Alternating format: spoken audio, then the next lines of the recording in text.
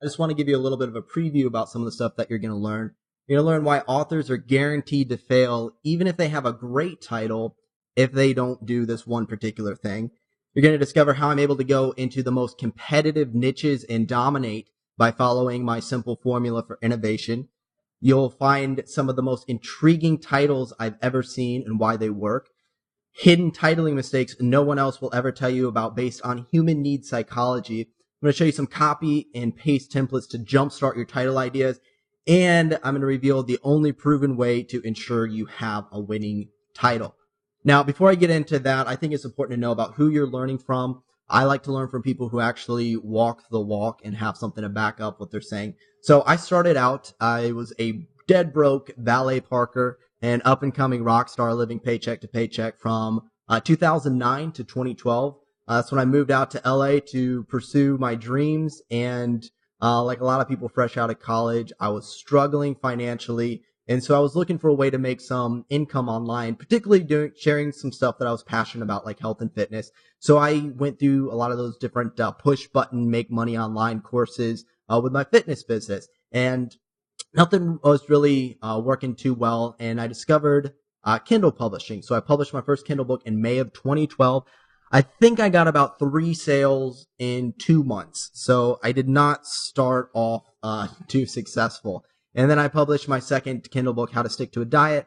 That's where I started to see some results. I saw that it could actually work, where I was using at that point KDP select promotions. And I made about $100 a month using some traditional Kindle marketing methods. And now that I say that, I believe that was about $100 a month gross. When you factor in the expenses, it was probably, luckily to make 20 to 30 bucks at that point in time.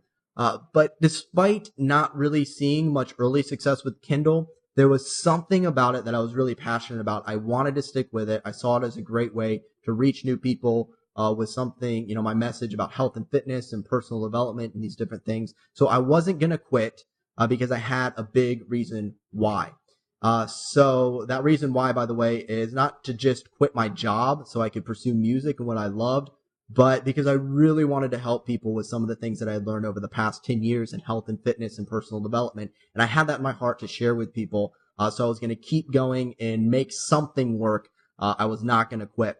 And I'm happy I stuck with it because in December of 2012, published my third Kindle book, 50 Fitness Tips You Wish You Knew. I got over 14,000 free downloads. And then I went on to rank #1 in the paid Kindle store in weight loss. Peaked at #2 author rank for how to. So that's in the paid store, weight loss, highly competitive category. And so that's when everything changed for me. So since then, I've published multiple #1 best-selling books, in weight loss, in self-help, in the authorship categories. I've coached thousands of people around the world on Kindle publishing and marketing, founded ebookbestsellersecrets.com, and author of the #1 best-selling book, Kindle Bestseller Secrets, as well as the best-selling book, Why Authors Fail.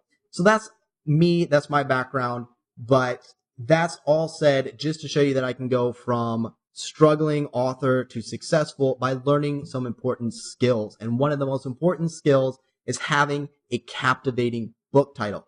And the reason why it's so important is because it's the first thing people look at, and it's the deciding factor in terms of whether or not they're going to check out the rest of your book.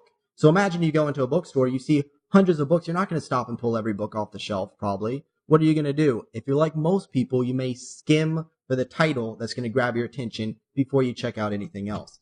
And so nothing else that you do will really matter, or actually nothing else you do will be as successful as it could be if the title, cover, and description aren't optimized, with the title often being the #1 most important factor. They skip over your book because it's got a bad title, then all that other work you did, including writing or creating the book, doesn't matter.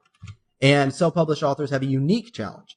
And part of what I mean by that is you don't usually have your name to go off of it.